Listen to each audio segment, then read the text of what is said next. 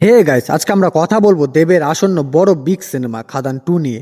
তো গাইস, আমি দীপঙ্কর, তোমরা দেখছো আমার YouTube channel Moviefix official. Hey guys, ভিডিওটা আপনাদের জন্য খুবই ইন্টারেস্টিং হতে চলেছে, তাই রিকোয়েস্ট করবো ভিডিওটা ফার্স্ট থেকে নিয়ে লাস্ট অব্দি অবশ্যই দেখবেন, এবং ভিডিওটি যদি ভালো লেগে থাকে অবশ্যই ভিডিওতে একটি লাইক এবং চ্যানেলটি সাবস্ক্রাইব করে পাশে থাকবেন। তো চলুন শুরু করা যাক। প্রথমে কথা বলি খাদান নিয়ে। খাদানের বাজেট ছিল প্রায় 6 কোটি টাকার মতো।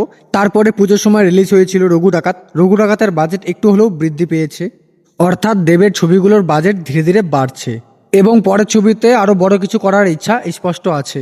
দেব একবার মিডিয়াদের সামনে বলেছিল খাদান বানানোর সময় নাকি বাজেট শেষ হয়ে গেছিল, পরে এদিক ওদিক করে সামান্য জোগাড় করে ছবিটা শেষ করা হয়েছিল। এই কথাটা আসলে অনেক বড় ইঙ্গিত দেয়। প্রথম খাদান বানানোর সময় বাজেট ছিল খুবই টাইট, গল্প, লোকেশন, অ্যাকশন বড় কিছু করার পরিকল্পনা ছিল, কিন্তু বাজেট কম থাকায় ছবিটা শেষ করতে বেশ কষ্ট হয়েছিল। এ থেকে বোঝা যায় খাদান 2 বানানোর সময় শুরু থেকে বড় বাজেটের প্রস্তুতি নেওয়া হচ্ছে।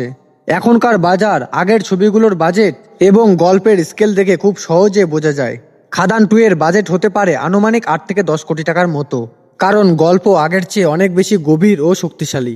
বড় লোকেশন, বেশি অ্যাকশন দৃশ্য, উন্নত মানের গ্রাফিক, সিনেমার পরিসর আগের তুলনায় অনেক বড় হবে। সব মিলিয়ে বাজেট খাদানের থেকে অনেকটাই বাড়বে, এটা নিশ্চিত। তো বন্ধুরা, খাদান 2 এর বাজেট নিয়ে তোমাদের কি মতামত অবশ্যই নিচের কমেন্টে জানাতে ভুলবেন না। আর খাদান 2 কবে রিলিজ হবে, যদি সেই বিষয় নিয়ে ভিডিও চান অবশ্যই নিচের কমেন্টে জানাতে ভুলবেন না, অবশ্যই সেই বিষয় নিয়ে ভিডিও নিয়ে আসবো। আর ভিডিও ভালো লাগলে প্লিজ ভিডিওতে একটি লাইক এবং চ্যানেলটি সাবস্ক্রাইব করে পাশে থাকবেন। দেখা হবে পরের কোনো আপডেট নিয়ে। ধন্যবাদ।